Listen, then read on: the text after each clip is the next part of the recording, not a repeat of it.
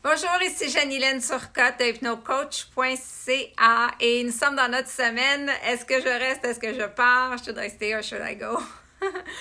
Donc, comme vous savez, j'aide les gens qui sont en transition à aller vers ce qu'ils souhaitent aller. 100 mois et années de thérapie. On fait ça en enlevant les peurs, procrastination, insécurité, doute, syndrome de l'imposteur, émotions intenses et entre autres. Aujourd'hui, on va parler de quelques principes et un exercice pour vous aider si vous êtes en transition et ou si vous êtes à vous poser la question « Should I stay? Should I go? Est-ce que je dois partir? Est-ce que je dois rester? » Comme vous savez, il y a 3 situations que j'ai identifiées. La première, c'est que vous avez déjà pris une décision.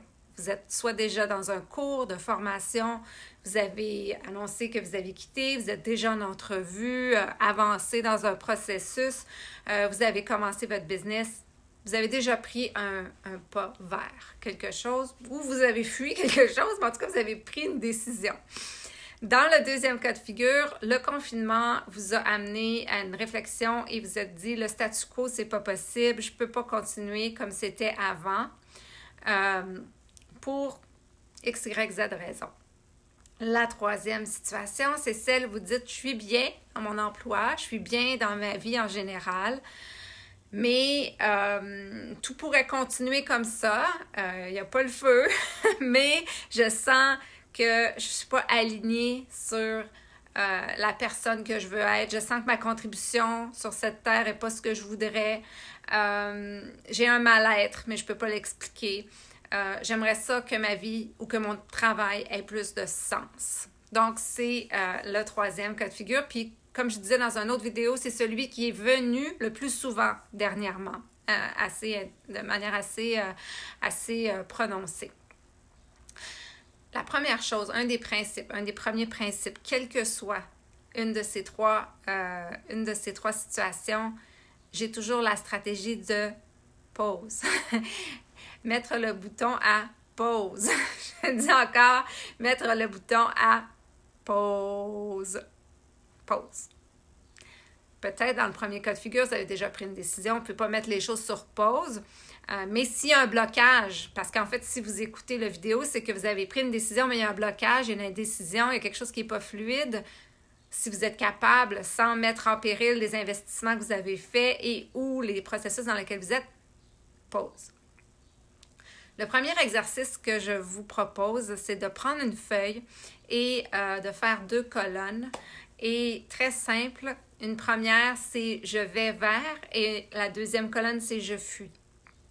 Donc, vous allez écrire vers quoi vous voulez aller, puis vous allez écrire ce que vous voulez fuir. Essayez pas de trop chercher. Allez-y spontanément. Ce n'est pas un examen, c'est simplement pour vous donner des idées plus claires, en fait, sur ce qui se passe présentement.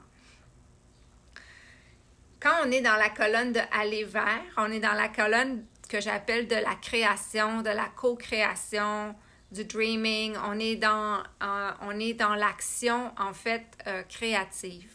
Quand on est dans la colonne de « fuir », on est dans ce que j'appelle la colonne plus réactive, réaction à un certain stress, à un certain danger perçu, à un inconfort. Et là, on est beaucoup plus dans la fuite, ou dans ce qu'on appelle freeze, c'est-à-dire qu'on est paralysé ou on est en train de se chamailler. Et l'autre, évidemment, réponse, c'est ce qu'on appelle fawn, c'est-à-dire c'est plaire, se mettre la couleur des murs, etc. Donc, écrivez tout ce que vous fuyez et écrivez ce vers quoi vous allez. Si vous vous rendez compte à vue d'œil que la colonne des fuir est vraiment plus longue que la colonne de vers quoi vous allez, faites pause 2 fois. Pause, pause, pause. Pourquoi?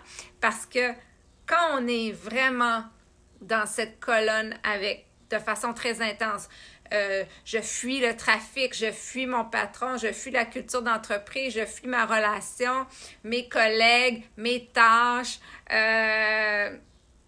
peu importe, ma situation familiale. Puis là, il y en a plein comme ça. C'est là qu'on est souvent amené à prendre des décisions impulsives ou est-ce qu'on ne va pas vers quelque chose, mais on fuit quelque chose. Et souvent, quand on fuit quelque chose, on risque de retrouver la même chose et ou pire.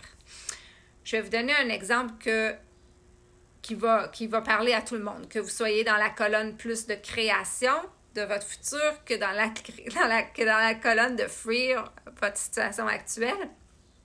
Vous allez voir. On va prendre la circulation, le trafic. C'est un bon exemple.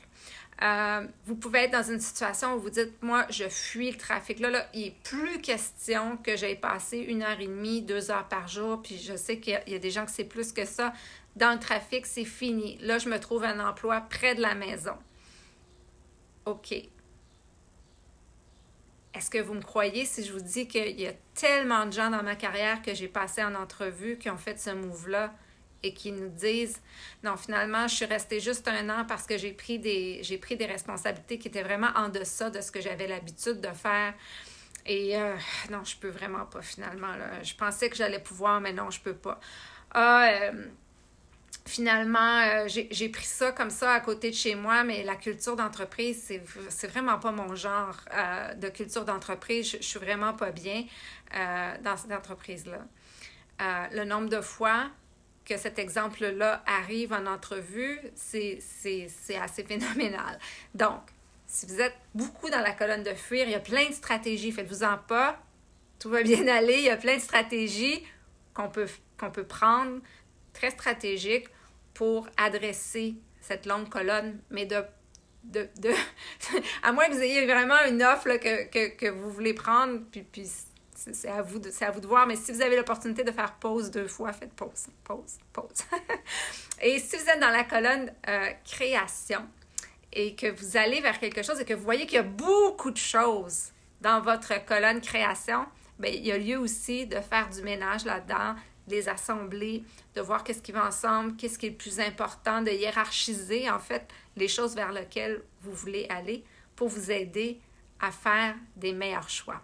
Évidemment, à la question « Est-ce que je reste? Est-ce que je pars? » C'est jamais moi qui vais dire à mes clients qu'est-ce qu'ils font. C'est vraiment, évidemment, comme dans toute relation d'aide, c'est vraiment la personne elle-même qui choisit. Mais mon objectif à moi, c'est que vous puissiez choisir de façon hyper éclairée, mais vraiment la grosse lumière. La grosse lumière sur quoi? Sur qu'est-ce qu'il y a à la base de cette grande colonne de choses que je fuis? Qu'est-ce qu'il y a dans le blocage vis-à-vis cette création-là que je suis en train de faire? Quelles sont les croyances à la base? Et une fois qu'on les voit clairement, qu'on les travaille ensemble, qu'on les défait, de pouvoir avancer vers une solution optimale pour vous. Et les gens me posent souvent la question, finalement, les gens font quoi? Bien, je vous dirais que finalement, souvent, les gens restent en emploi. Parce que souvent, ils se rendent compte que les choses qui fuient n'ont pas nécessairement à voir toujours avec leur employeur et ou avec leur relation, mais qu'ils ont des choses eux-mêmes à adresser avant. Et il y a parfois, effectivement, des gens qui prennent des sabbatiques ou des gens qui décident vraiment de quitter. C'est vraiment la bonne décision. Mais ils le font de façon vraiment centrée, avec leur désir, leur création vraiment profonde et non pas dans une vente de feu et non pas dans « faut absolument que je me sauve ». Ceci dit, je ne parle pas évidemment d'environnement toxique, de relations toxiques. C'est un autre sujet. Comme vous avez compris, ça ne fait pas partie de la discussion actuelle. Voilà, Jeanne-Hélène Turcotte, hypnocoach.ca.